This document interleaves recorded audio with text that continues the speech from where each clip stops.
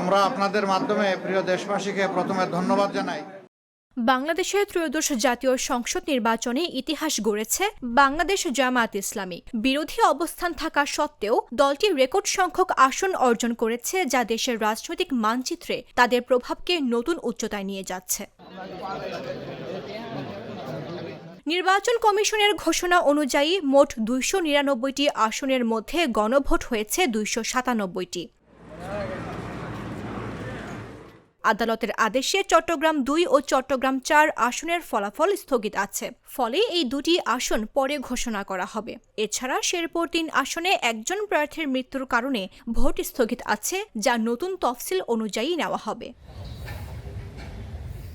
ফলে দেখা যাচ্ছে বিএনপি ২১২ আসন পেয়েছে, বাংলাদেশ জামায়াতে ইসলামী ৬৫ আসন, জাতীয় নাগরিক পার্টি ৬ আসন, স্বতন্ত্র প্রার্থী ৬ জন এবং অন্যান্য দল অন্তত ৮ জন আসনে জয়ী হয়েছেন।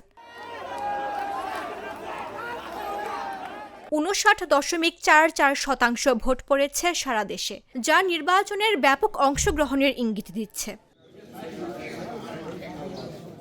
বিশ্লেষকরা বলছেন, জামায়াতের এই রেকর্ড অর্জন শুধুমাত্র একটি নির্বাচনী জয় নয়, এটি তাদের দীর্ঘমেয়াদী রাজনৈতিক প্রস্তুতি ও জনমত অনুসরণের ফল।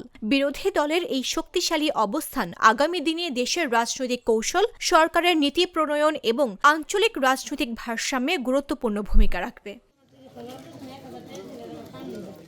শহর ও গ্রামীণ অঞ্চলের ভোটারদের সমর্থন দেখাচ্ছে যে বিরোধী দলও নির্বাচনী প্রক্রিয়ায় কার্যকর ভূমিকা রাখতে সক্ষম। এই ফলাফল দেশের রাজনৈতিক ভারসাম্য ও বিরোধী দলের ক্ষমতার স্পষ্ট প্রতিফলন। সংক্ষেপে, ইতিহাসের সর্বোচ্চ আসন অর্জন করে জামাত প্রমাণ করল, বিরোধী দল হিসেবে তাদের উপস্থিতি এখন আরও শক্তিশালী এবং বাংলাদেশের রাজনৈতিক চিত্রে তাদের প্রভাব নির্ধারক হয়ে উঠছে। যে সিট এসেছে আমাদের কাছে, সাইন করা সিট, সেখানে আমরা দেখতেছি যে আমরা এগিয়ে আছি। মামদুহা রাইসা, জাগো নিউজ। বলা হচ্ছে যে পোস্টাল ব্যালট মিলেই একটু দেখতে হবে, আর একটু এই আছে ওই আছে।